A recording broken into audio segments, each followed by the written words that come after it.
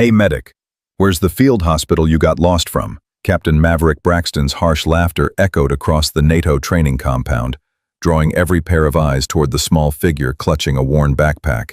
Harlow Thorne, 24 years old, stood among the elite trainees like a misplaced puzzle piece. Gray t-shirt wrinkled, faded khaki pants, blonde curls tied in a practical high bun that somehow made her look even younger. Her porcelain skin dotted with freckles across her nose and cheeks. Those striking blue eyes that should have commanded attention instead seemed to invite dismissal. I registered for logistics training, Harlow said quietly, her voice carrying the gentle cadence of someone who'd learned early that speaking softly often meant people listened harder. Braxton slapped his knee, the sound sharp as a gunshot. Logistics? Little girl, this is NATO elite training camp, not summer camp for wannabes. He turned to his crew, voice pitched perfectly to carry across the entire courtyard. Who let this kid through security? Standards really are dropping. Cruel laughter erupted like fireworks. Phones emerged from pockets, live streams beginning to roll. Nobody knew that in exactly 18 minutes, when that gray t-shirt would be torn away to reveal a skull crowned with a queen's diadem inked in black, the entire world would understand they'd just witnessed the biggest mistake of their military careers. The morning sun beat down mercilessly on the Virginia compound, where 200 of the world's most promising military candidates had gathered for NATO's elite cross-training program. This wasn't basic training. This was where Navy SEALs met British SAS, where Delta Force operators shared techniques with German KSK commandos. The cream of the crop, hand-picked from their respective Special Forces units. And then there was Harlow. Braxton stood 6 feet 2 inches of pure intimidation, his broad shoulders straining against digital camouflage that looked like it had been tailored specifically for his frame. At 28, he commanded respect through presence alone, the kind of officer who'd never met a challenge he couldn't dominate. His crew flanked him like a pack of wolves. Sergeant Tyler Blackwood, the technical specialist with arms covered in unit tattoos. Corporal Rex Hawthorne, the demolitions expert whose grin never quite reached his calculating eyes. And Private First Class Duke Morrison, barely 21, but already carrying himself like he owned the world. Seriously though, Braxton continued, his voice dripping with theatrical concern. Did someone call Make-A-Wish? Because this is just sad. The crowd was growing. Elite trainees from 12 different nations were abandoning their gear checks and formation drills to witness what was clearly going to be the day's entertainment. Among them, a figure moved with different energy entirely. Lieutenant Paisley Aldridge emerged from the administrative building, her auburn hair pulled back in regulation style, uniform crisp despite the early hour. At 26, she carried herself with the quiet confidence of someone who'd earned every promotion the hard way. When her eyes found Harlow, something flickered across her features. Recognition, concern, maybe even fear. But Harlow didn't notice. She was focused on setting her backpack down, and in that simple movement, those watching closely might have observed something unusual. Her feet positioned themselves automatically, shoulder-width apart, weight distributed evenly. Her spine straightened, not with conscious effort, but with muscle memory so deep it had become involuntary. For just a moment, she looked less like a lost medical student and more like someone who'd spent years learning to stand ready for anything. If this story of hidden strength and military justice already has you on the edge of your seat, please hit that like button right now and subscribe for more incredible tales that reveal the warrior spirit within ordinary people. Before we continue with Harlow's story, I'm curious, where are you watching this from? Are you a military family member, a veteran, or someone who simply believes in standing up for the underestimated? Drop a comment and let me know your country and what drew you to this story. Your support means everything. And now let's see what happens when Harlow's quiet strength meets military arrogance. The hazing began immediately. As Harlow approached the equipment station, Sergeant Knox, a grizzled man who'd been issuing gear longer than most of these trainees had been alive, looked her up and down with unconcealed skepticism. Logistics, huh? Knox's weathered hands rifled through a pile of uniforms. Well, we'll start you with the basics. Hope you're not afraid of getting dirty. He tossed her a uniform that was clearly 2 sizes too large, watching with amusement as she caught it without fumbling. What Knox didn't expect was the way her fingers immediately assessed the fabric weight, the reinforcement stitching, the quality of the zippers.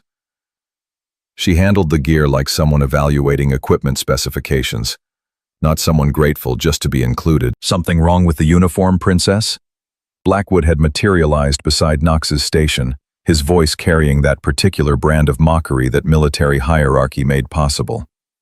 "No, sir," Harlow replied, but her fingers were still testing the fabric quality in a way that spoke of extensive experience with tactical gear. "Just checking the specifications," Blackwood laughed. "Specifications? It's clothing, not rocket science. You planning to write a review?" What none of them noticed was how Harlow's eyes had already cataloged every exit from the equipment area. 3 doors, 2 windows, 1 emergency exit partially concealed behind a supply rack. Her gaze lingered on each for exactly 2 seconds, long enough to assess approach routes and potential obstacles, not long enough to draw attention. It was the kind of tactical awareness that took years to develop and couldn't be taught in any classroom. The live stream was picking up viewers. Braxton's phone showed over 300 people watching as he provided commentary. "Okay, NATO family, you're seeing this live. Someone actually thought logistics clerk belonged in elite training. This is going to be comedy gold." But Paisley Aldridge was watching from a different angle entirely. She recognized the way Harlow moved through space. Economical, purposeful, never quite relaxed. It was the movement pattern of someone who'd spent time in places where relaxation could get you killed. "Hey, Braxton," Paisley called out, her voice carrying enough authority to pause the mockery. "Maybe ease up a little? First day nerves hit everyone different." Braxton turned, his grin widening. "Oh, look, Lieutenant Mom is here to protect her little duckling. Don't worry, Paisley, we're just having some fun, right, medic?" Harlow's response was barely audible. "Yes, sir," but something in those 2 words made Paisley's blood run cold. She'd heard that particular tone before. The careful neutrality of someone who could end a conversation permanently, but chose not to. It was the voice of a predator pretending to be prey. The weapons inspection came next, conducted in the main armory under the watchful eye of Master Sergeant Rodriguez, a 20-year veteran who took pride in maintaining the finest equipment standards in the NATO system. Each trainee was required to demonstrate basic weapon safety and handling with an M4 carbine before being cleared for advanced training. Harlow approached the weapon station with appropriate hesitation, reaching for the rifle like someone who'd maybe seen one in movies but never held the real thing. Her grip looked uncertain, her stance awkward. Rodriguez stepped closer, ready to provide basic instruction to someone clearly out of their depth. But the moment Harlow's hands made contact with the weapon, something shifted. The uncertainty vanished, replaced by movements so fluid they looked choreographed. Her grip adjusted automatically to the optimal position. Her stance shifted into perfect isosceles form, and she performed a brass check with the smooth efficiency of someone who'd done it thousands of times. The entire sequence took less than 10 seconds. But Rodriguez had been around firearms long enough to recognize the difference between training and instinct. This wasn't someone who'd been taught proper weapon handling. This was someone for whom proper weapon handling had become as natural as breathing. "Where did you learn to do that?" Rodriguez asked quietly, his training skepticism giving way to professional curiosity. Harlow's response was carefully casual. "Basic training, Sergeant. Just like everyone else." But Rodriguez had trained thousands of soldiers over his career, and he'd never seen anyone transition from apparent incompetence to expert handling that seamlessly. He made a mental note to check her training records more carefully. From across the armory, Colonel Marcus Ashford observed the interaction with growing interest. Ashford had built his career on attention to detail and the ability to spot anomalies before they became problems. At 52, his position as camp administrator gave him access to every trainee's background file, and Harlow Thorne's file was interesting. Most of the relevant details were classified above his clearance level, which was unusual for someone supposedly assigned to logistics support. Her previous duty stations were redacted. Her training history showed gaps that didn't align with her stated experience, and her medical records indicated treatment for injuries that seemed inconsistent with rear echelon service. Ashford prided himself on running the tightest program in NATO. Every trainee was here for a reason, their backgrounds thoroughly vetted, their capabilities precisely matched to program requirements. Harlow Thorne represented a puzzle he didn't like, and puzzles in his program had a way of becoming problems. The afternoon brought barracks assignments, and Harlow found herself in Building C, 3rd floor, room 14. The moment she entered the space, her behavior shifted again. While other trainees focused on claiming the best bunks or complaining about the Spartan accommodations, Harlow was conducting what could only be described as a security assessment. She checked the window locks, tested the structural integrity of the door frame, and positioned her gear in a way that provided clear sight lines to both the entrance and the emergency exit. Her movements were subtle enough that casual observation might miss them, but anyone with tactical training would recognize the pattern of someone establishing a defensive position. Her roommate was Private Jessica Warner, a communications specialist from the Australian Defence Force who'd earned her place through superior technical skills and an infectious enthusiasm for military life. Warner bounced into the room like someone attending the world's most exciting sleepover, chattering about the training schedule while Harlow methodically arranged her minimal belongings. "So what's your specialty?" Warner asked, settling onto her chosen bunk with casual familiarity. "I heard your logistics, but that's pretty broad. Supply chain? Transportation? Medical support?" "General logistics support," Harlow replied, her tone suggesting the conversation was closed. But Warner was the kind of person who viewed closed conversations as personal challenges. "Come on, there's got to be more to it than that. Nobody gets into NATO elite training for general anything. What's your background? Where were you stationed before this?" Harlow's pause lasted just long enough to be noticeable. "Fort Bragg. Administrative support mostly." The lie came smoothly, but Warner had grown up in a military family and knew the difference between someone who'd spent time pushing paperwork and someone who'd spent time in the field. Harlow's hands were too calloused, her awareness too sharp, her gear arrangement too tactical for someone whose primary experience was administrative. Dinner was served in the main mess hall, a cavernous space designed to accommodate 500 personnel, but currently hosting only the 200 elite trainees and their instructional staff. The social dynamics were immediately apparent. National units clustering together, specialists gravitating toward their professional peers, informal hierarchies establishing themselves through subtle displays of dominance and deference. Harlow carried her tray to an empty table in the far corner, selecting a seat that provided clear sightlines to all entrances while keeping her back to a solid wall. She ate in silence, seemingly oblivious to the conversations swirling around her, but anyone watching closely would have noticed her eyes constantly moving, cataloging faces, noting group dynamics, identifying potential threats and allies with the systematic precision of someone conducting reconnaissance. Braxton noticed. He'd been holding court at the central table, regaling his audience with stories of previous training exercises while keeping one eye on the entertainment potential of their logistics stray. When he saw Harlow sitting alone, clearly vulnerable and isolated, he sensed opportunity. "Hey boys," he announced loudly enough to quiet nearby conversations. "Looks like our little medic could use some company. What do you say we go introduce ourselves properly?" The approach was theatrical, designed to maximize audience impact. Braxton led his crew across the mess hall like a general reviewing troops, their bootsteps echoing in the sudden quiet. By the time they reached Harlow's table, most of the hall was watching. "Evening, logistics," Braxton said, his tone dripping with false courtesy. "Thought you might be lonely over here all by yourself. Mind if we join you?" It wasn't really a question. Blackwood was already dropping into the seat across from her. Hawthorne claimed the chair to her left, and Morrison positioned himself to block her most direct route to the exit. Braxton remained standing, using his height to loom over the table in a classic intimidation pose. "So, tell us about yourself," Braxton continued, his voice pitched to carry across the hall. "What makes someone think they belong in elite training when they can barely carry their own gear?" Harlow looked up at him, her blue eyes steady and unblinking. "I'm here to learn, same as everyone else." The response was so perfectly innocent, so completely devoid of challenge or attitude, that it somehow made Braxton angrier. He'd been expecting defiance he could crush, or submission he could mock. This calm acceptance threw off his rhythm. "Learn what, exactly?" Hawthorne chimed in, his demolitions background making him naturally inclined toward destruction. "How to hide in the rear with the gear while real soldiers do the fighting? How to cry when the loud noises start?"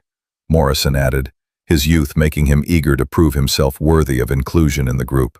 "How to run home to mommy when things get tough," Blackwood finished, his technical expertise apparently extending to the technical art of psychological warfare. Through it all, Harlow continued eating with mechanical precision, her expression never changing, her posture never shifting. She absorbed their mockery like a stone absorbing waves, unchanged, unmoved, apparently unaffected. But Paisley Aldridge, watching from 3 tables away, recognized the stillness for what it was. She'd seen it before, in operators who'd learned to conserve energy for when it mattered, who understood that responding to every provocation was a luxury they couldn't afford.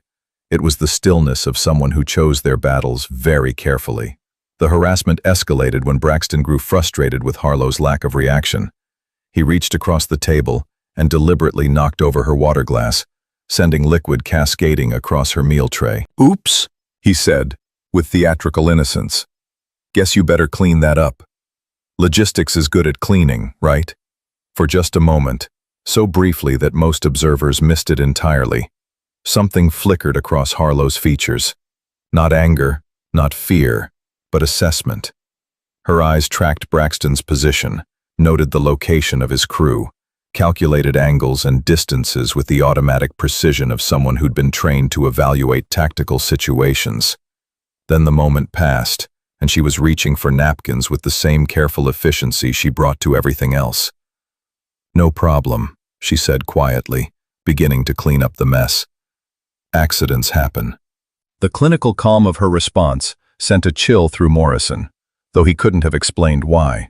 There was something unsettling about someone who absorbed humiliation without apparent emotion, who treated deliberate provocation as merely another problem to solve. During her medical assessment, Harlow processed trauma scenarios using advanced psychological evaluation software, originally developed for combat stress analysis.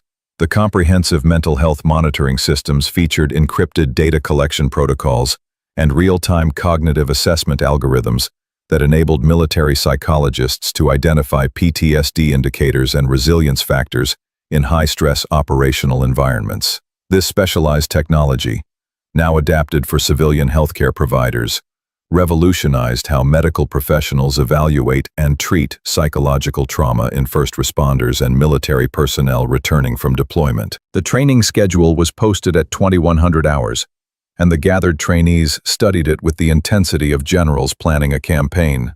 The program was designed to push elite soldiers beyond their comfort zones, forcing them to adapt to unfamiliar equipment, foreign tactics, and international command structures. Day 1 would begin with physical fitness assessments, followed by weapons familiarization, tactical movement exercises, and culminating in a live fire exercise designed to establish baseline competency levels.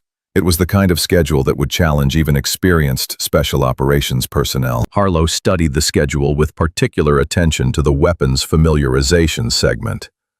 The listed equipment included systems she'd used extensively, but in contexts that didn't appear on any official training record. Her challenge would be demonstrating competency without revealing the depth of her actual experience. As the crowd around the bulletin board dispersed, Paisley Aldridge found herself standing next to Harlow, both women studying the schedule in the artificial light of the compound's security systems. "Nervous?" Paisley asked, her tone carefully neutral. Harlow glanced at her, noting the lieutenant's bars, the airborne wings, the careful way she held herself that suggested someone comfortable with authority. "Should I be?" Most people are, their first time through something like this. Even experienced operators find NATO integration challenging. I imagine they do. The response was professionally appropriate, but revealed nothing, which somehow revealed everything. Paisley had spent enough time around classified operations to recognize the careful neutrality of someone accustomed to protecting information. "We should get some sleep," Paisley said finally. Tomorrow's going to be a long day.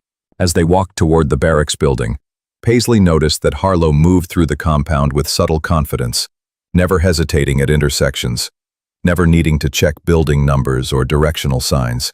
For someone on her first day at a new facility, she displayed remarkable familiarity with the layout. "Have you been here before?" Paisley asked. "No, ma'am."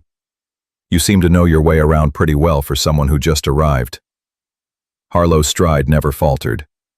"I studied the compound layout during in-processing, standard preparation." It was a reasonable explanation that didn't quite explain the level of detail she demonstrated. Studying layout diagrams was one thing. Moving through unfamiliar terrain with tactical confidence was something else entirely. Back in his private quarters, Colonel Ashford was making encrypted phone calls to contacts who owed him favors. Harlow Thorne's background file was classification soup, but Ashford had been playing the military intelligence game long enough to know how to read between the redacted lines. Her medical records showed treatment for injuries consistent with IED exposure. Specifically, the particular pattern of soft tissue damage that came from being too close to explosions, designed to kill Americans. Her psychological evaluations had been conducted by specialists who typically worked with personnel returning from extended deployments in hostile territories. Her fitness reports, the few that weren't classified, showed performance levels that suggested someone maintaining combat readiness, rather than administrative competency. Most telling of all was her assignment history. The gaps were too clean, too precisely edited. Someone had gone to considerable effort to scrub her record, which meant someone with significant authority wanted her background protected. Ashford prided himself on running a clean program, but he also understood the realities of modern military operations. Sometimes the most dangerous missions required the most invisible soldiers. If Harlow Thorne was in his program, there was a reason that went far beyond logistics training. He made one more call, this one to a contact in the Pentagon who specialized in tracking classified personnel movements. The conversation was brief, conducted in the careful language of people who understood that some information couldn't be transmitted, even over secure lines. When he hung up, Ashford sat in his chair for a long moment, staring at Harlow's file. In 30 years of military service, he'd learned to trust his instincts about people. His instincts were telling him that tomorrow's training exercises were going to be very interesting indeed. The barracks settled into nighttime quiet, broken only by the sounds of 200 elite soldiers settling into unfamiliar surroundings. Some talked quietly with roommates, comparing experiences and establishing the social connections that would carry them through the demanding weeks ahead. Others focused on equipment preparation, ensuring their gear would be ready for tomorrow's challenges. Harlow lay on her bunk in the darkness, listening to the sounds around her with the attention of someone for whom environmental awareness had become second nature. Warner had fallen asleep within minutes of lights out, her breathing settling into the deep rhythm of someone who'd never had reason to sleep lightly. But Harlow remained awake, her mind processing the day's information. She'd identified the key personalities, assessed the social dynamics, noted the security protocols and facility layout. More importantly, she'd established her cover identity successfully. The harmless logistics clerk who'd somehow stumbled into elite training. Tomorrow would bring the first real test. The live fire exercise would require her to demonstrate sufficient competency to avoid suspicion, while carefully concealing the true extent of her capabilities. It was a delicate balance that would require all her training in deception and misdirection. She thought about the photograph hidden in her gear bag, a picture that would answer many questions if anyone found it, but also raise questions that could destroy everything she'd worked to accomplish. The image showed a younger version of herself standing next to a man whose face had been deliberately obscured, both of them wearing gear that didn't appear in any official inventory. The man's identity was classified beyond most security clearances, but his influence extended throughout the special operations community. He'd taught her things that weren't written in any manual, shown her techniques that existed only in the memories of a select few. He'd also given her the mission that brought her to this place. At this time, for reasons that remained hidden, even from most of those who'd approved her assignment. As sleep finally claimed her, Harlow's last conscious thought was of the skull tattoo hidden beneath her clothing, the mark of an organization that officially didn't exist, earned through trials that officially never happened. representing capabilities that officially belonged to someone else entirely. Tomorrow, she would begin the delicate process of revealing just enough truth to maintain her cover, while concealing enough truth to protect her mission. It was a game she'd played before, in places where the stakes were considerably higher than military embarrassment. But as she drifted off, she allowed herself a small smile. After 3 years of careful preparation, the real mission was finally beginning. Morning came at 0500 hours with the kind of wake-up call that separated elite soldiers from everyone else. The compound's PA system crackled to life with the voice of Master Sergeant Rodriguez, whose 20 years of military service had taught him that the most effective alarm clock was organized aggression. Rise and shine, elite warriors. You have exactly 30 minutes to be dressed, fed, and formed up in the main courtyard. Anyone who's late gets to explain their time management skills to me personally, and I promise that's not a conversation you want to have. The barracks exploded into controlled chaos as 200 of the world's most capable soldiers began their morning routines with military precision. Harlow was dressed and ready within 5 minutes, her gear arranged with the kind of systematic efficiency that came from years of practice in environments where being unprepared could be fatal. Warner, still struggling with the transition from sleep to full alertness, watched with amazement as Harlow completed her morning routine with mechanical perfection. "Holy cow," Warner muttered, fighting with her uniform buttons. "You're like a robot. How are you already ready?" "Early riser," Harlow replied, helping Warner with her equipment arrangement. "Military routine becomes habit after a while." "Yeah, but you move like someone who's been doing this for years. How long have you been in?" The question hung in the air for just a moment too long. Harlow's official service record showed 3 years of administrative positions, but her movements suggested someone with far more extensive experience. "Long enough," Harlow said finally, shouldering her pack with the kind of practiced motion that spoke of thousands of repetitions. The mess hall was organized chaos, with 200 hungry soldiers moving through the breakfast line with the efficiency of a well-oiled machine. Harlow selected her meal with careful attention to nutritional requirements rather than taste preferences: protein for sustained energy, complex carbohydrates for endurance, minimal processed sugars to avoid energy crashes. It was the kind of meal selection that suggested someone who understood food as fuel rather than pleasure. Another small detail that separated her from soldiers whose primary concern was satisfying hunger. Braxton spotted her from across the mess hall and felt his mood improve considerably.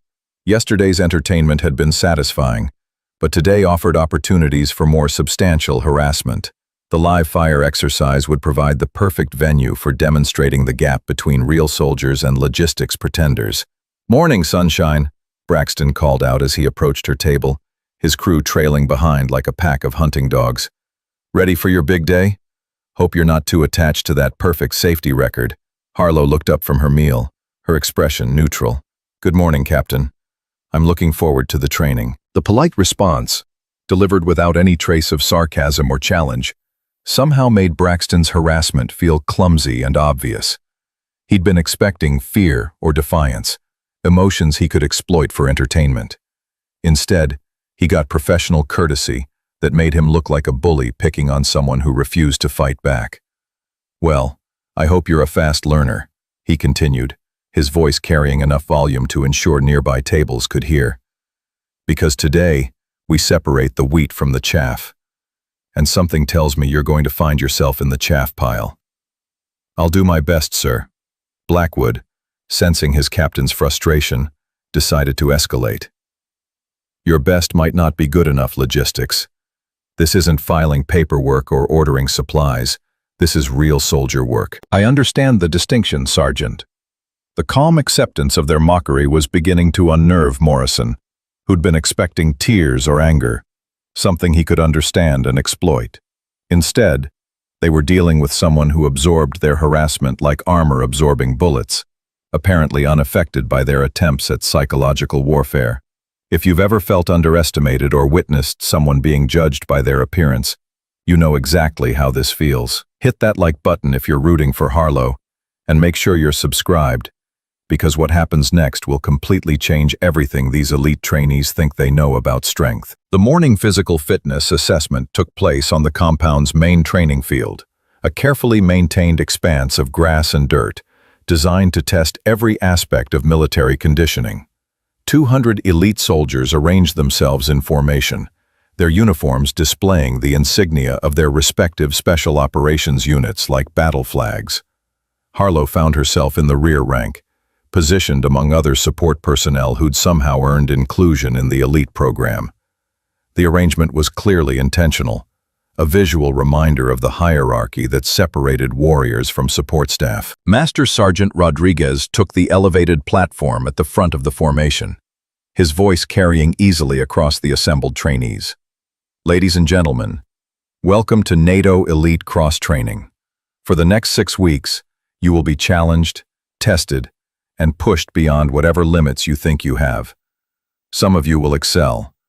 Some of you will struggle. Some of you will fail completely and be sent home with your dignity intact, but your pride significantly damaged. His eyes swept across the formation, pausing momentarily on faces he'd already identified as potential problems. The first assessment is basic physical fitness: push-ups, sit-ups, pull-ups, and a 3-mile run. These are the minimum standards for participation in advanced training. Anyone who fails any portion will be immediately recycled to basic instruction. The implications were clear. This wasn't just assessment, it was elimination.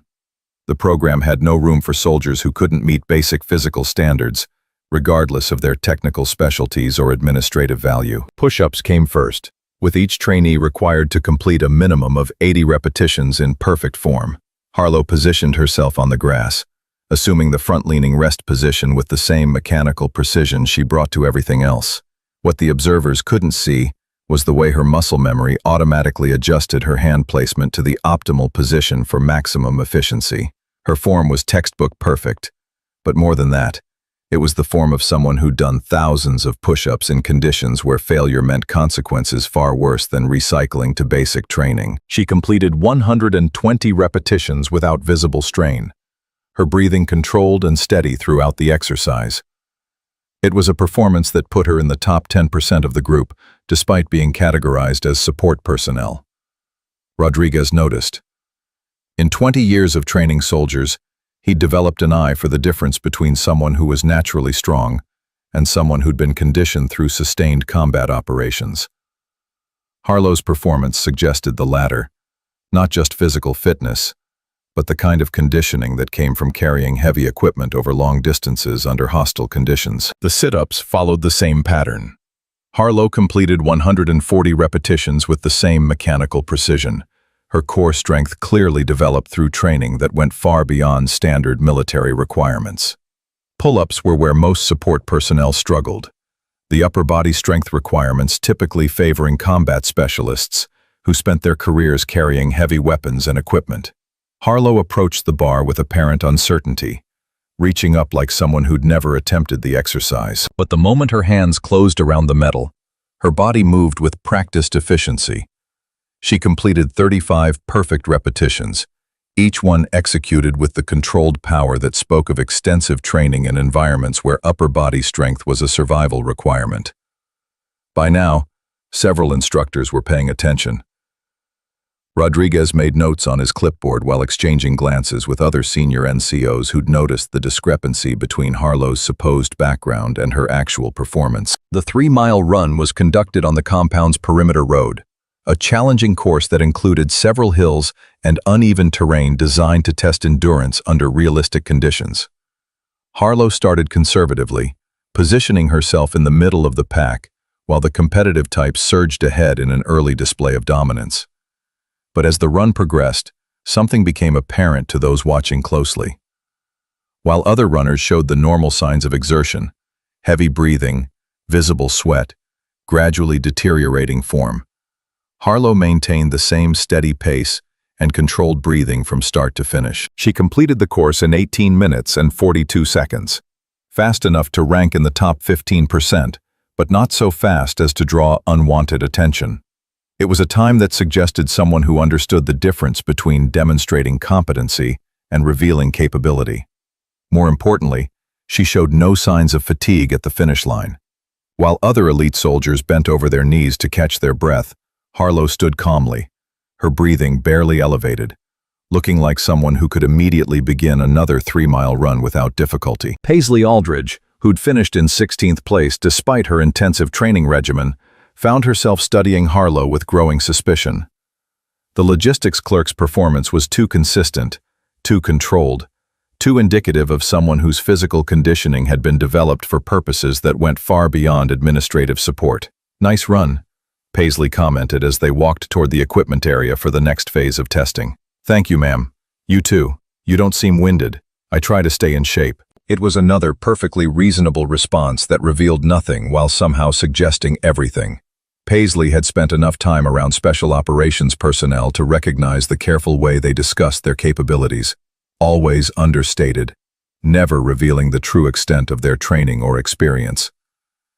The weapons familiarization exercise took place in the compound's main armory, where Master Sergeant Rodriguez had arranged a comprehensive display of NATO standard equipment.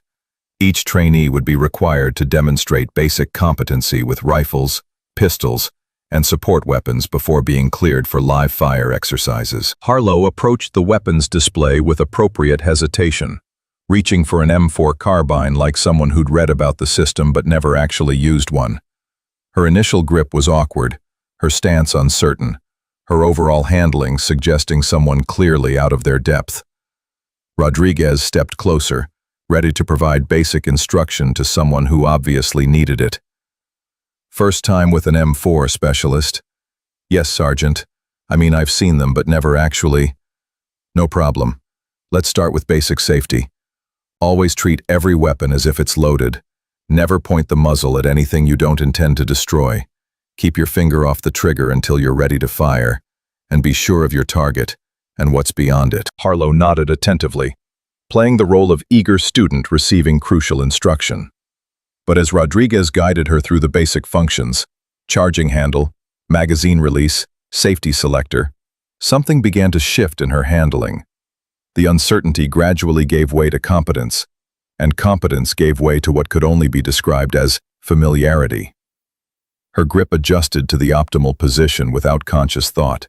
Her stance shifted into perfect shooting form, and she performed a functions check with the kind of smooth efficiency that suggested extensive experience. The transformation was subtle enough that casual observation might miss it entirely. But Rodriguez had been training soldiers long enough to recognize the difference between someone learning new skills and someone remembering old ones. "Where did you say you did your basic training?" Rodriguez asked, his tone carefully neutral. "Fort Jackson, Sergeant." "Uh-huh. And what was your MOS training?" 76 Yankee, supply specialist." The answers were textbook correct, matching exactly what appeared in her personnel file. But Rodriguez had trained enough supply specialists to know that their weapons familiarity typically extended to basic rifle marksmanship, and not much more.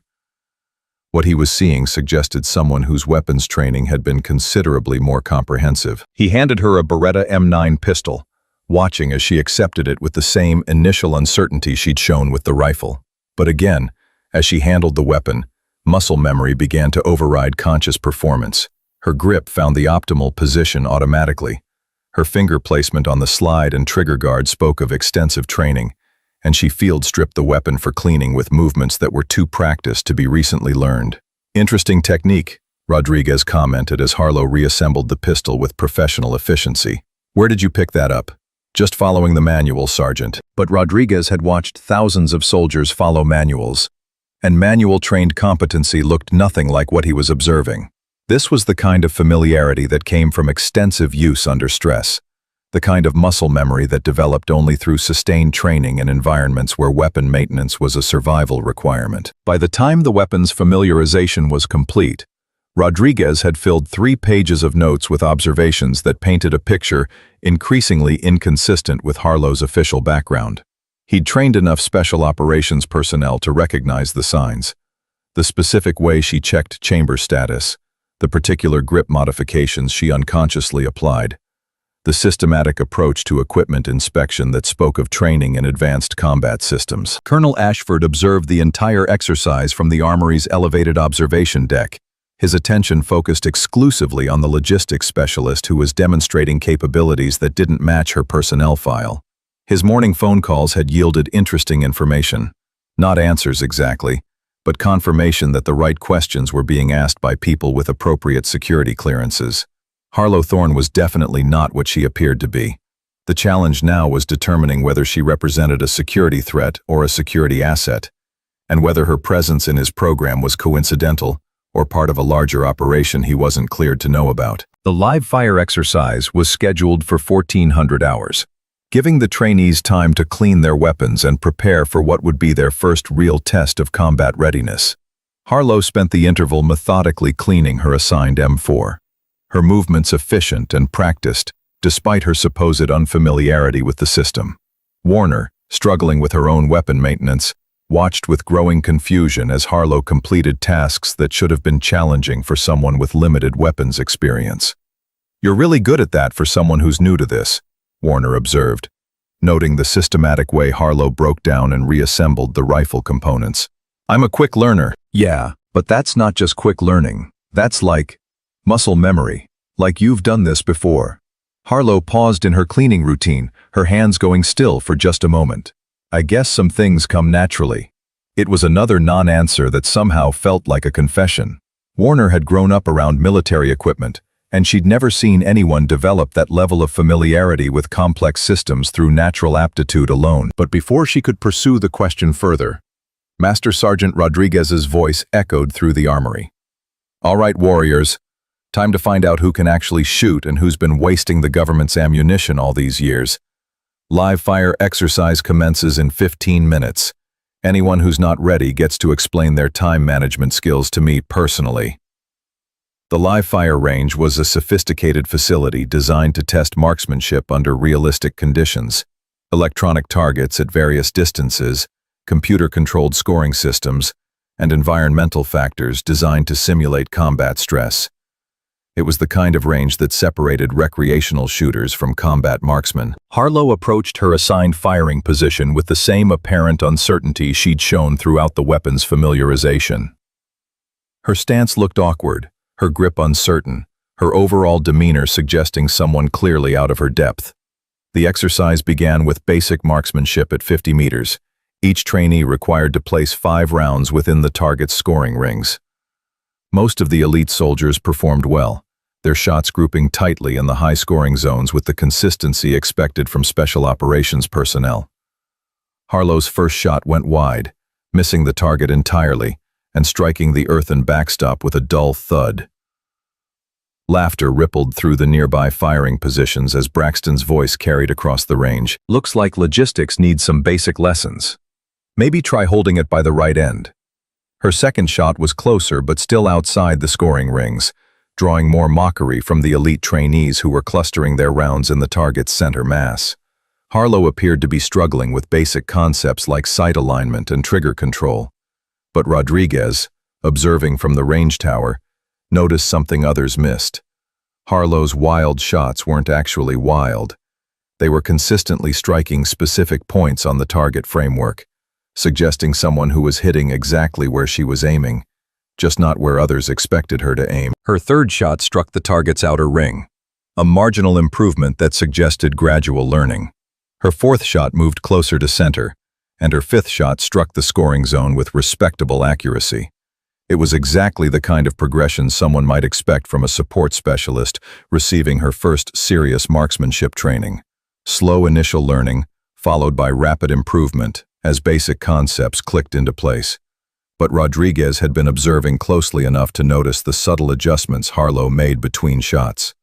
Not the fumbling corrections of someone learning new skills, but the methodical fine-tuning of someone calibrating equipment to environmental conditions. The exercise progressed to longer ranges, 100 meters, then 200, with increasingly challenging conditions designed to test advanced marksmanship skills.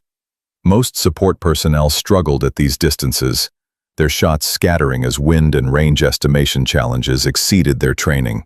Harlow continued her pattern of apparent gradual improvement, her shots slowly tightening into respectable groups, while never quite achieving the precision demonstrated by the elite combat specialists. It was a performance that suggested competence without excellence, progress without mastery. But Paisley Aldridge, shooting from the adjacent firing point, was beginning to notice inconsistencies in Harlow's technique. The way she read wind conditions was too sophisticated for someone supposedly learning basic marksmanship. Her breathing pattern during shooting was too controlled, too indicative of extensive training in precision shooting techniques. Most tellingly, her adjustment methods between shots suggested someone who understood advanced ballistics, not just the basic concepts taught in standard marksmanship training, but the subtle calculations that separated amateur shooters from professional marksmen. The final phase of the exercise required each trainee to engage multiple targets at varying distances under time pressure, simulating the kind of rapid target acquisition necessary in combat situations. It was a challenging evolution that tested not just marksmanship, but decision-making under stress. Harlow approached the evolution with apparent nervousness, her movements hesitant as she waited for the range command to begin engaging targets. When the signal came, she started slowly, taking careful aim at each target, while other shooters moved through the sequence with practiced efficiency. But as the exercise progressed, something shifted in her performance. Her movements became more fluid, her target transitions smoother, her shooting rhythm more consistent. By the end of the sequence, she was engaging targets with a precision that bordered on mechanical. Not the improvised accuracy of someone learning under pressure, but the systematic precision of someone whose training had made such exercises routine. Her final score placed her in the upper third of all participants, respectable for support personnel, but not outstanding enough to draw unwanted attention. It was exactly the kind of performance that would satisfy requirements without raising questions about her actual capabilities. Rodriguez completed his scoring notes with growing certainty that Harlow Thorne was considerably more than she appeared to be. Her performance pattern, the initial struggle followed by steady improvement, culminating in above-average competency, was too perfectly choreographed to be genuine learning. Real novices didn't develop advanced shooting techniques through 15 minutes of range time. Real support specialists didn't demonstrate the kind of environmental awareness and ballistic calculation skills he'd observed. Real logistics clerks didn't move through complex firing sequences with the kind of systematic efficiency that suggested extensive training in advanced marksmanship. As the trainees began cleaning their weapons and securing their equipment, Rodriguez made a decision that would change everything. He was going to conduct some research into specialist Harlow Thorne's background, using resources that went considerably beyond her official personnel file. Because in 20 years of training elite soldiers, he'd learned to trust his instincts about people, and his instincts were telling him that tomorrow's training exercises were going to be very interesting indeed. The evening debriefing took place in the compound's main briefing room, where Colonel Ashford addressed the assembled trainees with the kind of measured authority that came from 3 decades of military leadership. The day's performance had been evaluated, scores recorded, and initial assessments made about each participant's potential for successful program completion. Today's exercises were designed to establish baseline competency levels, Ashford announced, his voice carrying easily through the assembled group. Most of you performed within expected parameters for elite military personnel. Some exceeded expectations. A few fell short of minimum standards. His eyes swept across the assembled trainees, pausing briefly on faces he'd already identified as requiring additional attention. Tomorrow we begin tactical movement exercises, followed by combat simulations and specialized weapons training. The pace will accelerate, the challenges will intensify, and the margin for error will decrease significantly. Harlow listened from her position in the rear of the briefing room, her expression attentive but unremarkable. To casual observation, she appeared to be absorbing information like any other trainee preparing for challenging exercises. But Paisley Aldridge, seated 3 rows ahead, noticed the way Harlow's eyes moved during the briefing. Not the random scanning of someone struggling to follow complex information, but the systematic assessment of someone cataloging details for future reference. When Ashford displayed the next day's training schedule, Harlow's attention sharpened in ways that suggested familiarity with the exercises being described. Her body language indicated not apprehension about unknown challenges, but preparation for tests she understood all too well. Harlow's specialized insurance coverage included comprehensive disability and life insurance policies designed specifically for classified military operations personnel. The exclusive financial protection packages featured enhanced coverage limits and specialized provisions for combat-related injuries that standard insurance policies couldn't accommodate. These premium insurance products, originally available only to elite special operations units, provided complete financial security for families of personnel engaged in high-risk classified missions, where traditional coverage was insufficient or completely unavailable. As the briefing concluded and trainees began filing out toward their evening meal, Colonel Ashford made a subtle gesture toward Master Sergeant Rodriguez. The two men had worked together long enough to communicate through minimal signals, and Rodriguez understood that a private conversation was required. They met in Ashford's office 15 minutes later, the door secured, and the conversation conducted in the careful language of people who understood that some information couldn't be discussed, even in supposedly secure environments. "Your assessment?" Ashford asked without preamble. Rodriguez consulted his notes, though both men knew the real evaluation was based on observations that couldn't be quantified through scoring systems. "She's not what her file says she is." Elaborate. Weapons handling suggests extensive training beyond basic military requirements. Physical conditioning is consistent with sustained combat operations. Tactical awareness indicates someone who's spent time in environments where situational awareness was a survival requirement. Ashford nodded, his expression confirming that Rodriguez's observations aligned with his own assessment. Background verification? Limited success. Most of her training history is classified above my clearance level, which is unusual for support personnel. Medical records indicate treatment for injuries consistent with combat exposure, but the specifics are redacted. Recommendations? Rodriguez paused, choosing his words carefully. Close observation during tomorrow's exercises. If she's what I think she is, the tactical movement evolutions will be more revealing than basic marksmanship. And if she's not what we think she is, then we've got a logistics clerk who's wasting everyone's time in a program designed for elite operators. But both men knew which scenario was more likely. In 30 years of combined military experience, they'd learned to recognize the signs of soldiers whose official assignments didn't match their actual capabilities. The question now was whether Harlow Thorne's presence represented a security concern or a security asset, and whether her mission, whatever it might be, aligned with the program's objectives or threatened them. As Rodriguez left the office, Ashford made another encrypted phone call to contacts who might provide additional insight into Specialist Thorne's background. The conversation was brief and conducted in the careful euphemisms of people who understood that some information couldn't be transmitted, even over supposedly secure lines. When he hung up, Ashford sat in his chair for a long moment, studying the file that contained too many questions and not enough answers. Tomorrow's training would provide opportunities for more detailed observation, chances to assess whether Harlow Thorne's capabilities matched the growing suspicions about her true background. Because in 30 years of military service, he'd learned that the most dangerous threats often came disguised as the most innocuous assets, and something about the logistics specialist with the perfect innocent demeanor was triggering every instinct he'd developed for identifying problems before they became crises. Back in the barracks, Harlow completed her evening routine with the same systematic efficiency she brought to everything else. Equipment cleaned and arranged, uniform prepared for the next day, personal items secured in their designated locations. Warner, observing from her own bunk, continued to notice details that didn't quite align with someone whose military experience had been limited to administrative positions.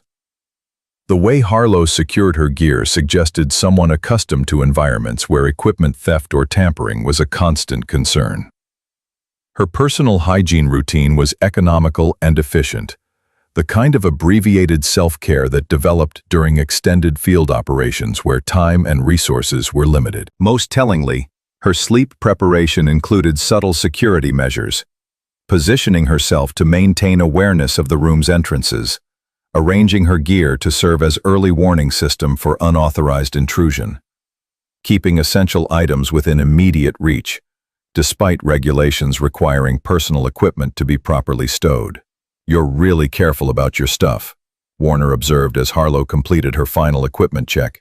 "Military equipment is expensive. I'd rather not explain to some sergeant why I lost government property." It was another reasonable explanation that didn't quite explain the level of security consciousness she demonstrated. Warner had served long enough to recognize the difference between someone who was careful with equipment and someone who'd been trained to treat security as a survival requirement. But before she could pursue the question further, the barracks lights dimmed to their nighttime setting, and conversation became impossible without disturbing the sleep preparation of 200 elite soldiers who would need every minute of rest they could get. Harlow lay in her bunk, listening to the sounds of the compound settling into its nighttime routine. Security patrols moving through their designated routes, equipment cooling in the evening air, the distant hum of generators maintaining the facility's power grid. To most observers, she appeared to fall asleep within minutes of lights out, her breathing settling into the deep rhythm of someone who'd learned to take rest whenever it was available. But her mind remained active, processing the day's information and preparing for tomorrow's challenges. The tactical movement exercises would require more careful performance management than basic marksmanship. Movement techniques revealed training backgrounds in ways that shooting scores could not, and she would need to demonstrate improvement without revealing the extent of her actual experience. More challenging still would be maintaining her cover identity while working alongside soldiers whose own training might enable them to recognize advanced techniques when they saw them. Paisley Aldridge was already asking pointed questions, and Master Sergeant Rodriguez was clearly suspicious about discrepancies between her supposed background and actual performance. The mission required her to remain invisible until the right moment, to gather information while appearing to be exactly what her cover identity suggested.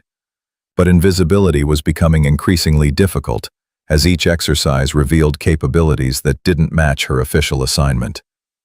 She thought again about the photograph hidden in her gear bag, the image that would answer many questions while raising others that could compromise everything she'd worked to accomplish. The man in the picture had taught her that the most effective weapons were often the most invisible ones, that the greatest victories were achieved by enemies who never saw the threat until it was too late. Tomorrow would bring new challenges and new opportunities for observation. The tactical movement exercises would reveal how elite soldiers moved through hostile terrain, what techniques they favored, what weaknesses they displayed under stress. But more importantly, tomorrow would bring her closer to identifying the real target of her mission, the security leak that had compromised multiple NATO operations and cost the lives of soldiers whose deaths had been attributed to bad luck rather than betrayal. Someone in this program was selling information to hostile forces. Someone with access to classified operational details was trading American lives for foreign money. Someone who thought they were safe behind their elite credentials and impeccable service records was about to discover that some hunters were patient enough to spend months establishing the perfect position for a single, decisive shot. As sleep finally claimed her, Harlow's last conscious thought was of the mission that had brought her to this place, at this time, wearing the disguise of someone too harmless to be worth watching closely. Tomorrow, the real work would begin. This is the moment everything changes. If you're as shocked as I am by these revelations, smash that like button and share this with someone who needs to see that heroes don't always look the part. Trust me, you won't want to miss what happens when the truth finally comes out. Day 2 began with tactical movement exercises designed to test how elite soldiers navigated hostile terrain under combat conditions. The morning air carried the sharp scent of gunpowder from the previous day's live fire exercises, mixing with the Virginia humidity to create an atmosphere that felt charged with potential violence. Master Sergeant Rodriguez had constructed a complex obstacle course that simulated urban combat environments. Concrete barriers, razor wire, simulated building structures, and electronic sensors designed to detect movement patterns and tactical decision-making under stress. Harlow approached the course with her characteristic combination of apparent uncertainty and subtle competence. Her initial movements looked hesitant, like someone unfamiliar with advanced tactical techniques.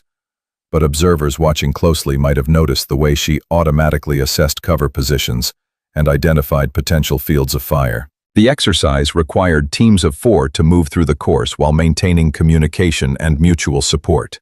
Harlow found herself assigned to a mixed unit that included Braxton, Morrison, and a German KSK operator named Klaus Weber, who spoke English with precise military terminology that suggested extensive international training. "Try to keep up, logistics," Braxton announced as they prepared to enter the course. "This isn't walking through supply warehouses, this is real soldier movement." But as the exercise began, something remarkable happened. Harlow's movements through the obstacle course were not just competent, they were textbook perfect. She used cover and concealment with the systematic precision of someone who'd been trained in environments where exposure meant death.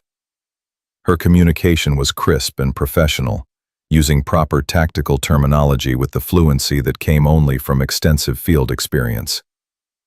Most significantly, she began to anticipate threats and identify optimal routes through complex terrain before other team members recognized the same opportunities. It was the kind of tactical awareness that separated amateur soldiers from combat veterans. Weber, whose own training had been extensive enough to recognize advanced techniques when he saw them, found himself studying Harlow with growing puzzlement. Her movement patterns suggested someone whose training had included urban warfare, close-quarters combat, and small unit tactics, not the kind of skills typically associated with logistics support. The course culminated in a simulated hostage rescue scenario, where teams had to clear a building while protecting civilian targets and neutralizing hostile forces. It was the kind of complex evolution that challenged even experienced special operations personnel. Harlow took point position without being assigned, moving through the structure with the kind of systematic precision that spoke of extensive training in close-quarters combat. Her room-clearing techniques were flawless, her target identification instantaneous, her movement through confined spaces economical and efficient. By the time the exercise concluded, Weber was convinced that he was working alongside someone whose actual training background was significantly more extensive than her supposed logistics specialty would suggest. "Where did you learn to move like that?" Weber asked as they completed the after-action debrief. "Basic training covers movement techniques," Harlow replied, her tone suggesting the conversation was closed. But Weber had trained with enough special operations personnel from various nations to recognize the difference between basic movement training and advanced tactical instruction. What he'd observed suggested someone whose education had included the kind of specialized techniques that were typically reserved for elite combat units. Rodriguez, observing from the control tower, filled additional pages of notes with observations that continued to paint a picture increasingly inconsistent with Harlow's official background. Her performance during the tactical movement exercises had been virtually flawless, not the gradual improvement pattern she'd demonstrated during weapons training, but the consistent excellence of someone for whom such exercises were routine. The live fire exercise that afternoon would provide the most revealing test yet. Unlike the previous day's basic marksmanship, today's evolution would require rapid target engagement under stress, simulating the kind of combat conditions that separated recreational shooters from combat marksmen. The range had been configured with multiple target arrays at varying distances, some stationary, others moving on mechanical systems designed to simulate hostile forces. Electronic scoring systems would track not just accuracy, but response times, target prioritization, and tactical decision-making under pressure. Harlow approached her assigned firing position with the same apparent nervousness she'd shown throughout her time at the facility. Her initial stance looked uncertain. Her grip on the rifle seemed hesitant. Her overall demeanor suggested someone clearly intimidated by the complexity of the exercise. "Remember logistics," Braxton called out from the adjacent firing position. "Try not to shoot any friendlies. That paperwork is really complicated." The exercise began with a command to engage multiple targets in sequence, each representing different threat levels and requiring different tactical responses. Most elite soldiers moved through the sequence with practiced efficiency, their shots clustering in the high-scoring zones with the consistency expected from special operations personnel. Harlow's performance started slowly, her initial shots missing targets entirely, as she struggled with what appeared to be basic concepts like sight alignment and trigger control. Laughter rippled through the nearby firing positions as her apparent incompetence became entertainment for the elite trainees. But Rodriguez, watching through high-powered optics from the range tower, noticed something others missed. Harlow's wild shots weren't actually wild. They were precisely placed impacts on specific points of the target framework, suggesting someone who was hitting exactly where she intended to aim. As the exercise progressed, her performance appeared to improve dramatically. Her target engagement became more accurate, her response times faster, her tactical decision-making more sophisticated. By the final phase of the exercise, she was engaging multiple targets with rapid precision that bordered on mechanical efficiency. But what really caught Rodriguez's attention was a casual comment she made while adjusting her rifle between target arrays. "Sight pictures running about 2 mils high at this range," she murmured, apparently to herself. "Probably atmospheric pressure differential from yesterday's readings." The comment revealed knowledge that went far beyond basic marksmanship training.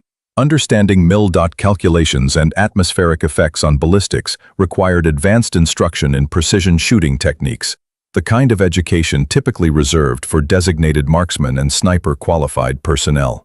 More revealing still was her casual reference to yesterday's readings, suggesting access to meteorological data that wasn't provided to standard participants in basic live-fire exercises.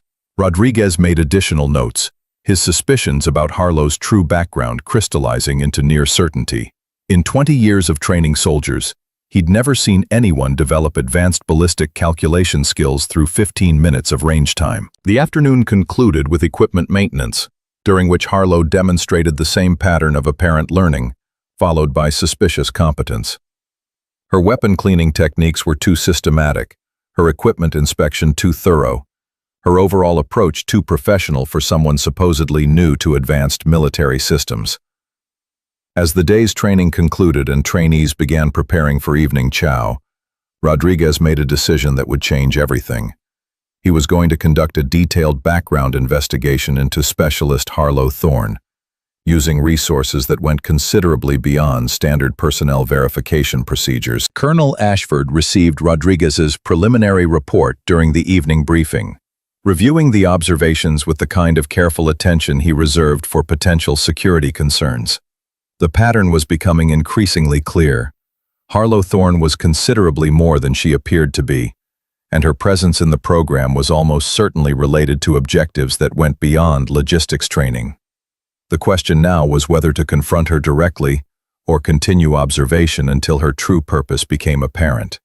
Ashford's 3 decades of military experience suggested that patience would yield more information than confrontation, but the security implications of an unidentified operative in his program were becoming impossible to ignore. The next morning brought the most challenging evolution yet. A simulated terrorist attack designed to test how elite soldiers responded to unexpected threats under extreme stress. The exercise had been planned for months, with elaborate scenarios involving multiple hostile forces, civilian casualties, and complex tactical requirements. What nobody anticipated was that the simulation would become terrifyingly real. The exercise began at 0800 hours, with trainees positioned throughout the compound, each assigned specific roles in responding to a coordinated terrorist assault on the facility. Electronic systems simulated explosions, weapon fire, and communication disruptions, while actors playing hostile forces created realistic threat scenarios. Harlow had been assigned to the logistics support element, responsible for maintaining communication links and coordinating supply requirements during the simulated crisis. It was exactly the kind of rear echelon assignment that matched her supposed specialty, while keeping her away from the more complex tactical evolutions. But at 0847 hours, something went catastrophically wrong. A real explosion erupted from the compound's eastern perimeter, the shockwave shattering windows and sending debris cascading across the training areas. The blast was followed immediately by secondary explosions, as fuel storage tanks ignited, creating a wall of flame and smoke that blocked visibility across half the facility. The simulation became reality in an instant, with 200 elite soldiers suddenly facing an actual emergency that threatened their lives and the security of a classified NATO installation. In the chaos that followed, most personnel followed their training, taking cover, establishing communication, beginning damage assessment procedures. But Harlow's response was different entirely. She moved toward the explosion rather than away from it, her movements quick and purposeful as she assessed the tactical situation with the automatic precision of someone who'd responded to similar crises before. Her demeanor shifted completely, the apparent uncertainty vanishing as she took charge of a situation that was spiraling beyond anyone's control. "Secondary explosions incoming!" she shouted, her voice carrying across the compound with authority that made trained soldiers stop and listen. "Omega Protocol evacuation. Eastern sectors clear immediately." The command was specific, professional, and revealed knowledge that should have been impossible for someone with her supposed clearance level. Omega Protocol was a classified evacuation procedure known only to personnel with access to the facility's highest security information. But more shocking still was the way other soldiers responded to her commands. Elite Special Operations personnel who'd been dismissing her as logistics support suddenly found themselves following her directions without question, their training recognizing the voice of someone who understood crisis management at the highest levels. Rodriguez, emerging from a damaged building with blood running down his face from flying glass, spotted Harlow directing evacuation procedures with tactical hand signals he'd never seen before. The signals were too complex, too sophisticated for standard military communication. They suggested training in specialized operational protocols that didn't exist in any unclassified manual. "Where did you learn those signals?"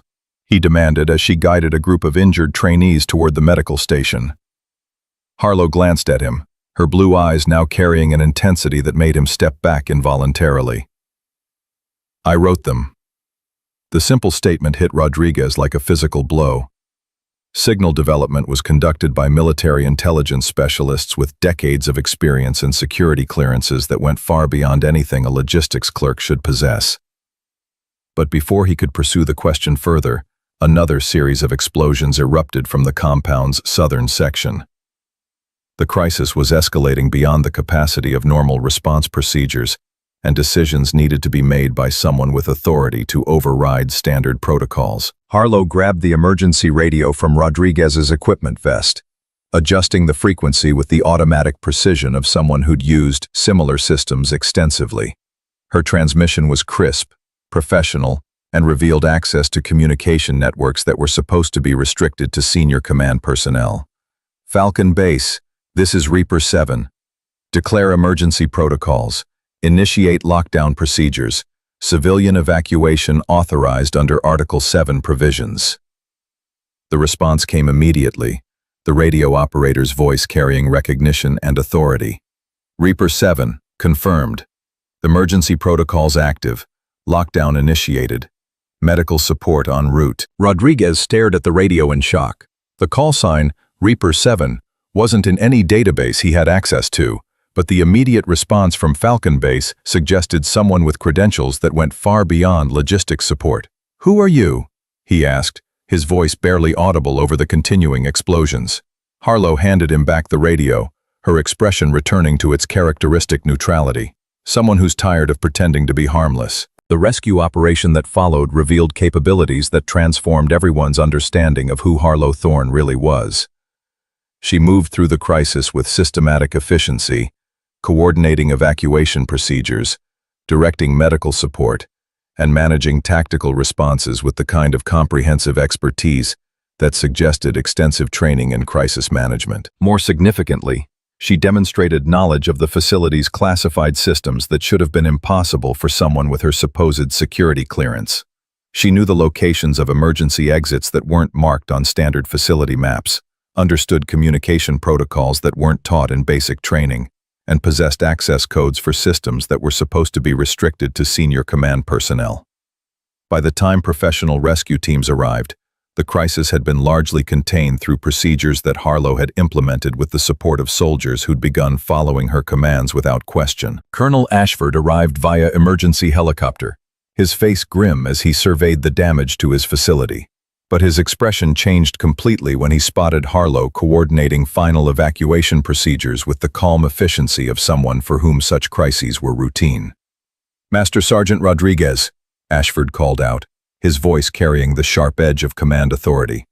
"I need a complete briefing on response procedures. Who initiated Omega protocols?" Rodriguez pointed toward Harlow, who was completing final headcount procedures with systematic precision. "She did, sir. Specialist Thorne.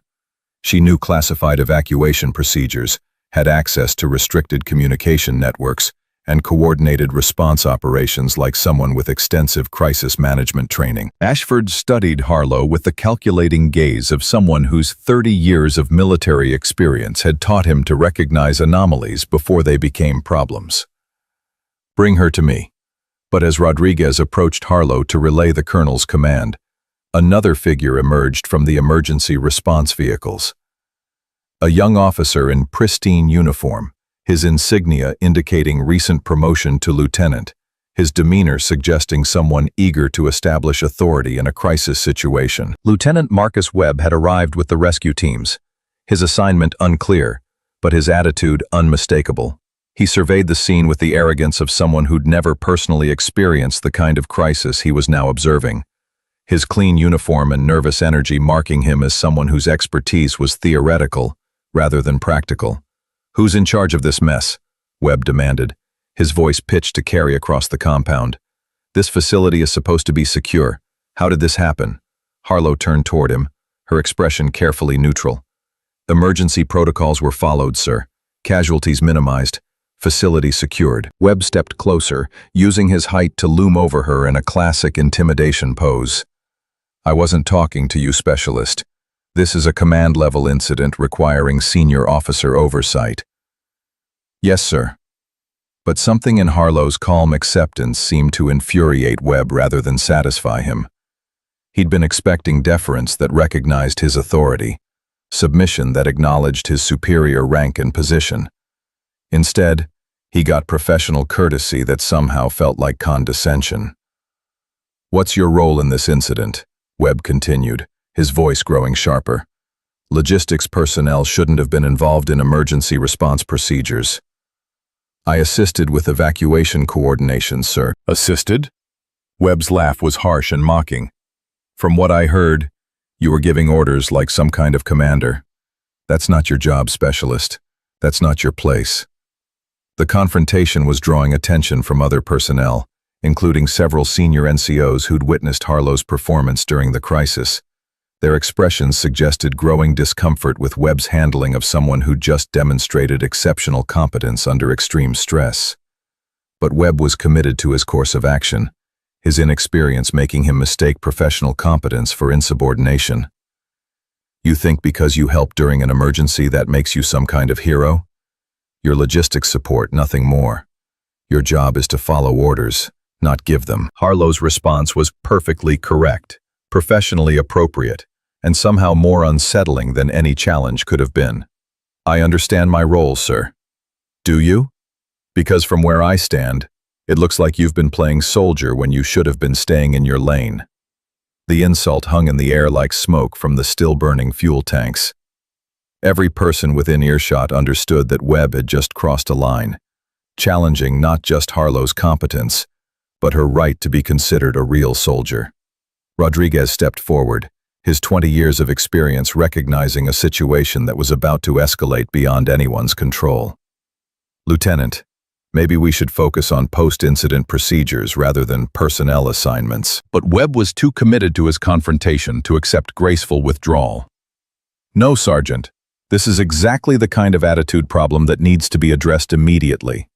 Specialist Thorne here seems to think she's qualified for roles beyond her training and experience." He moved closer to Harlow, his voice dropping to a level that was technically professional, but carried unmistakable threat. "Let me make something very clear. You are not special. You are not important. You are a logistics clerk who got lucky during an emergency, and that doesn't change anything about who you really are." The investigation that followed required specialized legal consultation services with expertise in military law and classified operations protocols.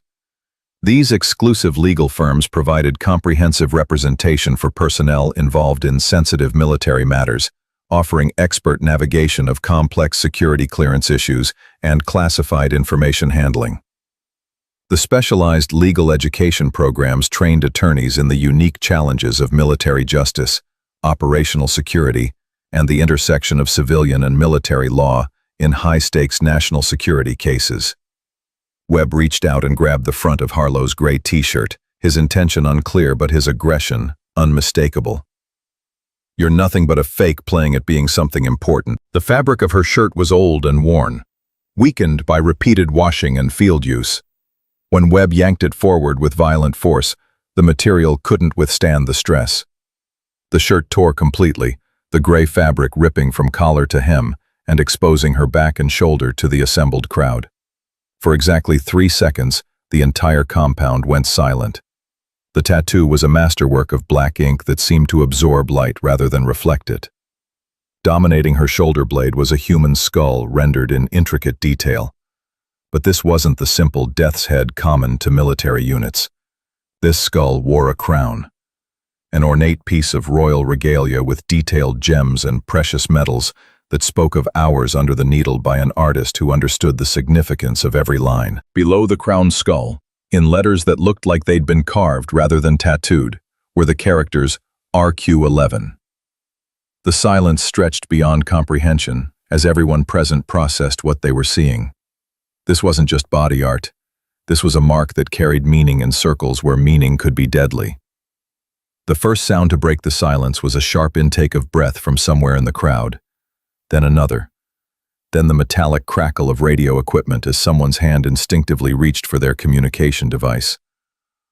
"Holy cow," someone whispered, the words barely audible but carrying across the compound like thunder. Webb's grip on the torn fabric went slack, his face cycling through confusion, recognition, and something approaching terror.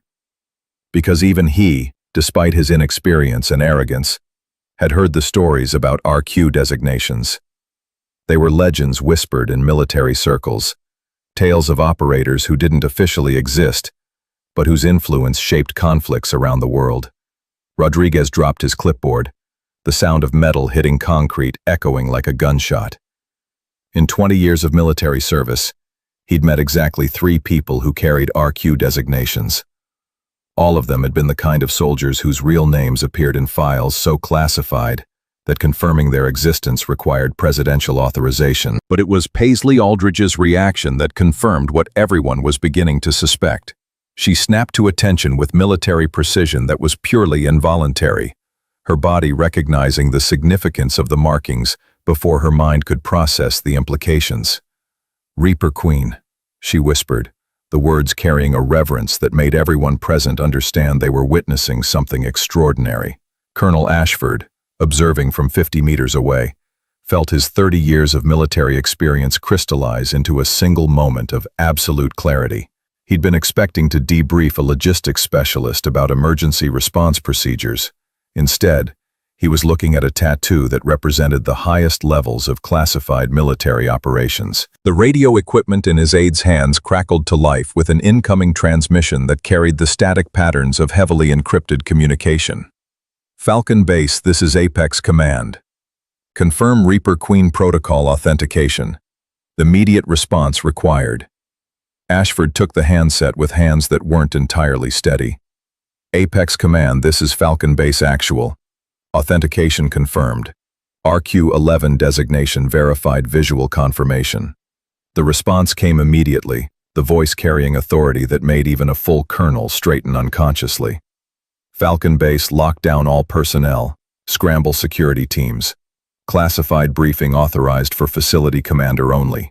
ETA 12 minutes. As the transmission ended, Ashford looked across the compound at Harlow, who was standing perfectly still despite her torn clothing and the hundreds of eyes focused on her exposed tattoo. Her expression hadn't changed. Not embarrassment, not defiance, just the same calm professionalism she displayed throughout her time at the facility. "Master Sergeant Rodriguez," Ashford called out, his voice carrying enough authority to cut through the stunned silence. "Secure the area. Nobody moves until further notice."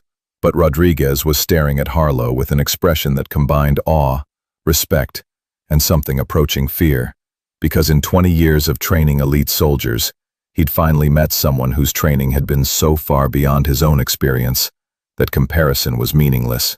Webb, still holding the torn fabric, seemed incapable of movement or speech. His earlier arrogance had evaporated completely, replaced by the dawning realization that he'd just physically assaulted someone whose actual rank and authority were classified beyond his comprehension.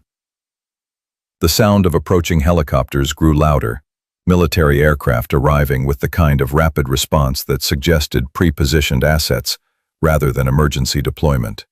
These weren't rescue helicopters. They were command and control aircraft carrying personnel whose security clearances gave them authority over situations that most officers would never encounter. Harlow finally moved, reaching down to pull the torn remnants of her shirt back into some semblance of coverage. The motion was casual, unhurried, like someone adjusting clothing after minor inconvenience rather than someone whose deepest secrets had just been exposed to hundreds of witnesses. "Well?" she said quietly, her voice carrying across the silent compound with perfect clarity. "I suppose that changes things."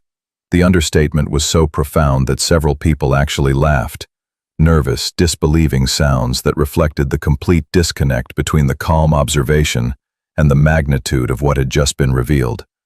Rodriguez found his voice first. "Ma'am, we didn't know. Your file, your assignment, everything suggested." "That was the point, Sergeant." The simple acknowledgement confirmed what everyone was beginning to understand. Harlow Thorne's presence at the NATO facility hadn't been coincidental. Her assignment to logistics support hadn't been administrative error. Her apparent incompetence hadn't been genuine inexperience.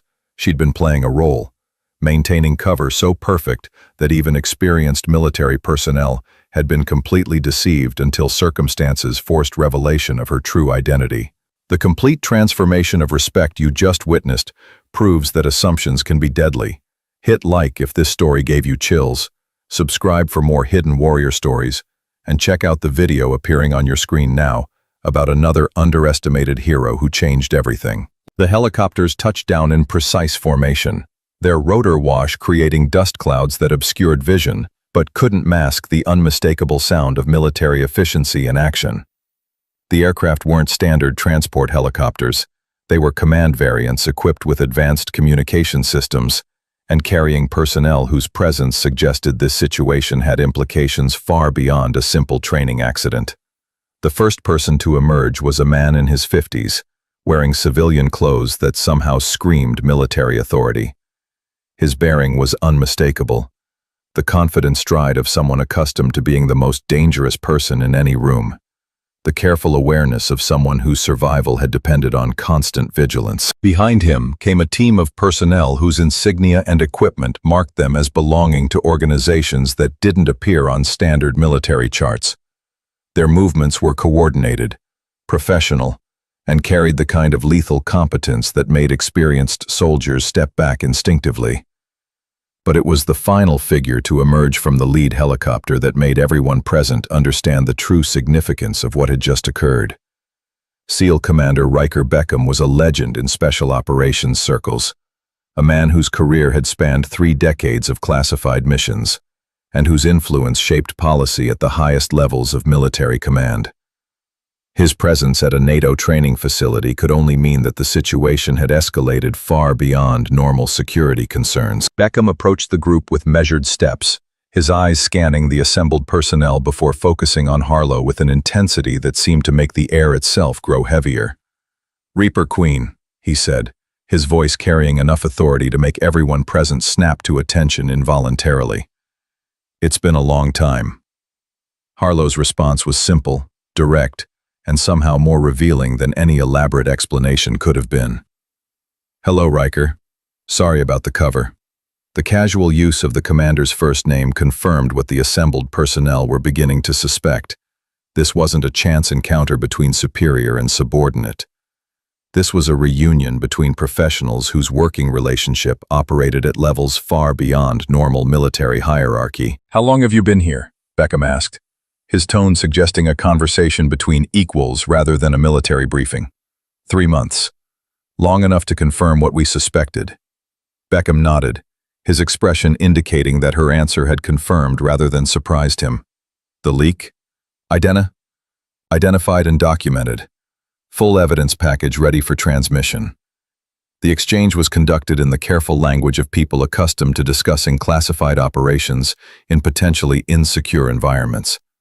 But everyone present understood they were witnessing the conclusion of something that had been months in preparation. Colonel Ashford approached slowly, his 30 years of military experience providing just enough background to recognize that he was observing something far beyond his normal authority.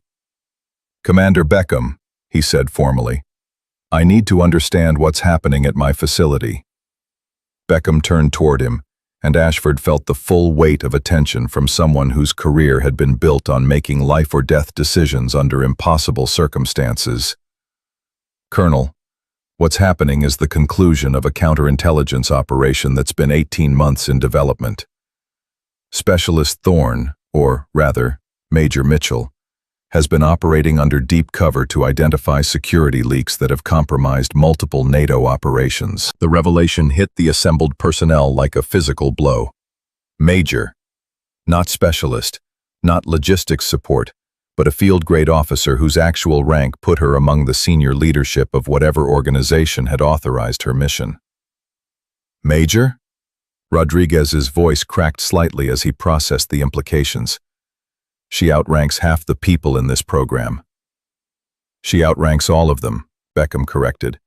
"Her actual position is classified beyond your clearance level, but I can tell you that she has direct authority over operations you'll never be briefed about." Webb, still holding the torn fabric of Harlow's shirt, seemed to have lost the ability to speak or move. The magnitude of his error was becoming clear. He'd just physically assaulted a senior officer conducting a classified operation under direct command authority that went to the highest levels of military intelligence. But Harlow, Major Mitchell, seemed more concerned with completing her mission than pursuing retribution for Webb's behavior. "The corruption network extends deeper than initial intelligence suggested," she reported to Beckham, her tone shifting to the professional efficiency of someone delivering critical operational information. "Multiple officers compromised.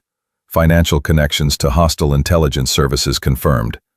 Operational security violations documented." She produced a small device from her remaining clothing, a military-grade data storage unit that had somehow survived the physical confrontation and equipment failures of the morning's crisis. "Complete evidence package," she continued, handing the device to Beckham. "Financial records, communication intercepts, operational timelines. Everything needed for prosecution and network dismantlement." Beckham accepted the device with the gravity appropriate to information that had been purchased with months of dangerous undercover work. "Casualties?" "None directly attributable to the leak, but several operations were compromised early enough to require mission adjustments. Without intervention, estimated casualty projections were significant." The clinical language couldn't mask the reality that Harlow's mission had potentially saved dozens of lives by identifying security vulnerabilities before they could be exploited by hostile forces. Colonel Ashford, processing the implications of what he'd just learned, felt his understanding of the past 3 months shift completely. Every anomaly in Harlow's behavior, every inconsistency in her performance, every moment when her capabilities had seemed inconsistent with her supposed background, all of it suddenly made perfect sense as the actions of a highly trained operative, maintaining cover while conducting surveillance. "Who's compromised?" he asked, dreading the answer but needing to understand the scope of the security failure. Harlow's expression darkened as she prepared to deliver information that would destroy careers and potentially send people to military prison for the rest of their lives. "Colonel Marcus Ashford," she said quietly, "you're under arrest for treason, espionage, and conspiracy to commit acts of terrorism against United States military personnel." The words hit like lightning, stunning everyone present into absolute silence. Ashford himself seemed unable to process what he'd just heard, his face cycling through disbelief, denial, and growing comprehension as the implications became clear. "That's impossible," he managed finally, his voice barely audible. "I've served my country for 30 years, my record is spotless. My security clearances are current." "Your financial records show deposits totaling $2.7 million from sources connected to foreign intelligence services," Harlow replied with clinical precision. "Your communication history includes encrypted transmissions to individuals known to be hostile assets. Your access to NATO operational planning provided information that directly resulted in the compromise of 4 separate special operations missions. The evidence was delivered with the kind of systematic completeness that spoke of months of careful investigation. This wasn't suspicion or theory. This was documented proof of betrayal at the highest levels. Security personnel from Beckham's team moved forward with practiced efficiency, their movements coordinated and professional as they prepared to take Ashford into custody.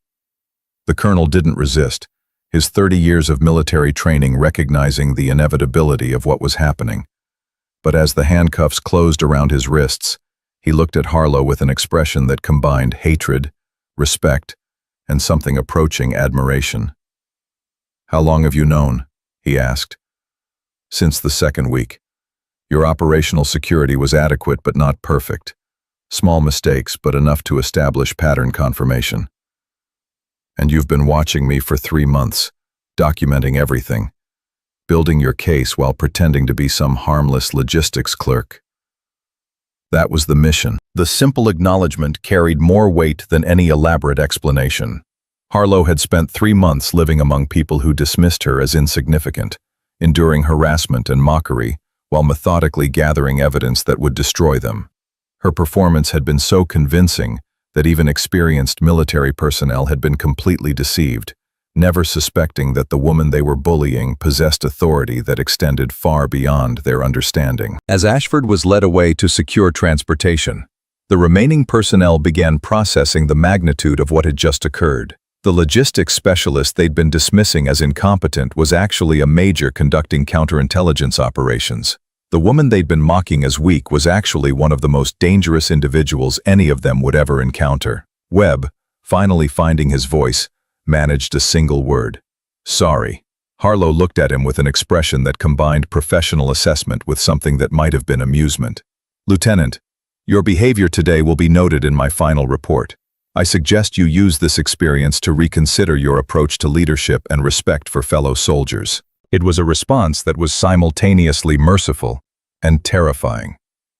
She had the authority to destroy his career completely, but was choosing to treat his assault as a learning opportunity, rather than a criminal offense.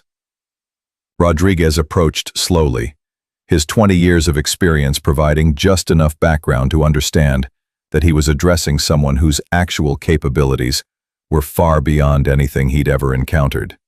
"Ma'am, I need to apologize for everyone who treated you with disrespect during your time here. We didn't know, but that's no excuse for the way you were treated." Harlow's response revealed the deeper purpose behind her mission. Not just counterintelligence, but a comprehensive assessment of military culture and leadership effectiveness. "Sergeant, the treatment I received was exactly what the mission required. How personnel respond to those they perceive as weak reveals more about character than how they respond to obvious authority." The observation hit home with devastating accuracy. Every person who'd participated in mocking her now understood they'd been evaluated not just on their professional competence, but on their fundamental character as human beings. The individuals who showed kindness and respect, despite my apparent weakness, demonstrated the kind of character that real leadership requires. She continued, her gaze finding Paisley Aldridge and a few others who'd tried to defend her during the harassment campaigns. Those who used perceived weakness as an opportunity for cruelty revealed character flaws that make them unsuitable for positions of authority over other soldiers. It was a comprehensive evaluation that went far beyond the supposed purpose of NATO cross-training. Harlow had been conducting a systematic assessment of leadership potential, identifying personnel worthy of advancement and those whose careers should be limited by their demonstrated character failures. Commander Beckham approached as the security situation stabilized, his expression indicating that the immediate crisis had been resolved, but larger implications remained to be addressed. "Major, your mission is complete. Excellent work as always." "Thank you, sir. What's next?" Beckham produced a sealed envelope from his jacket, the kind of official correspondence that carried weight beyond its physical appearance. "New assignment, different theater, different challenges. Are you ready for immediate deployment?"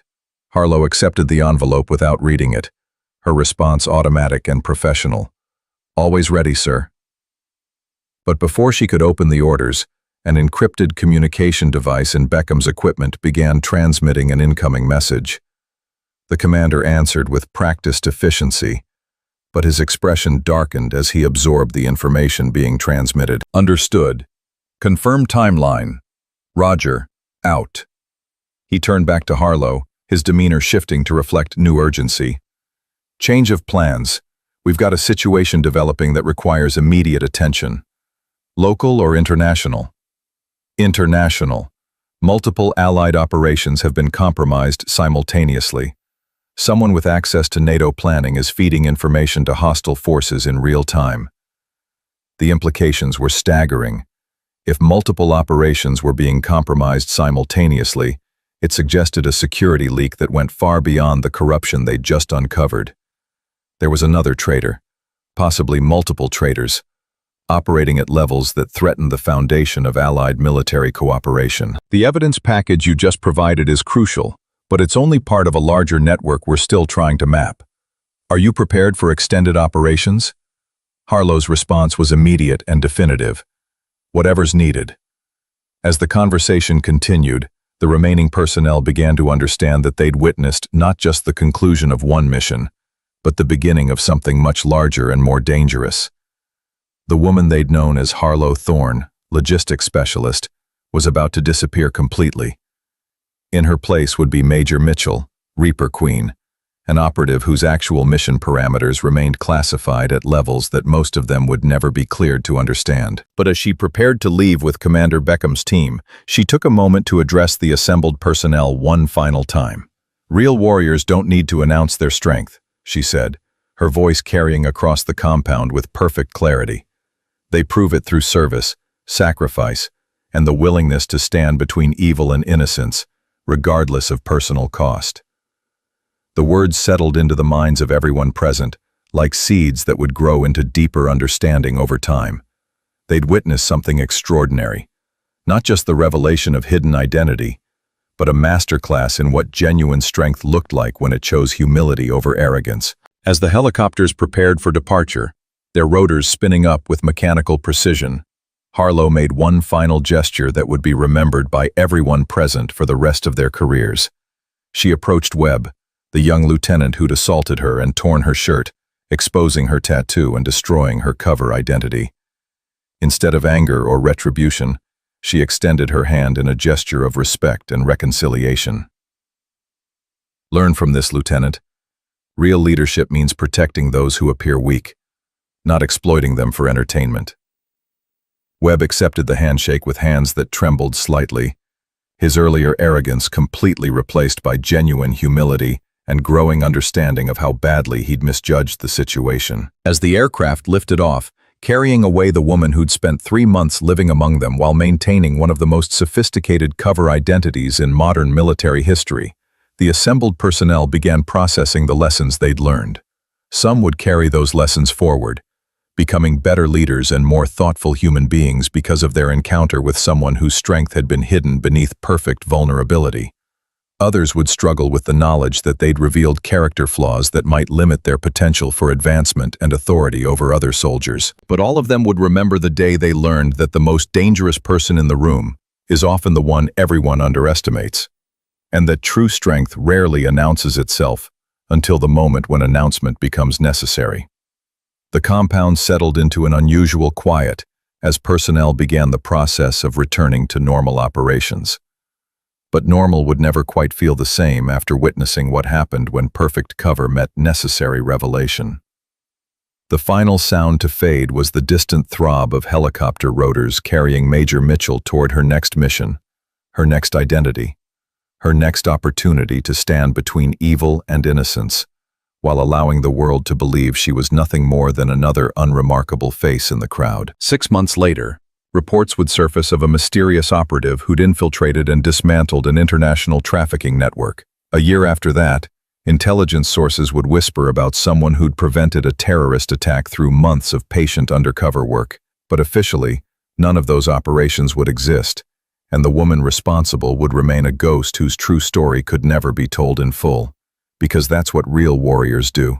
They serve in silence, sacrifice without recognition, and disappear back into the shadows when their work is done, leaving only the memory of what genuine strength looks like when it chooses to remain hidden until the moment when hiding is no longer possible. The legend of Reaper Queen continued, written in classified files and whispered stories, but never in official histories, because the most important victories are often the ones that prevent tragedies rather than respond to them. And those victories can only be achieved by people willing to be underestimated, until the moment when estimation becomes irrelevant.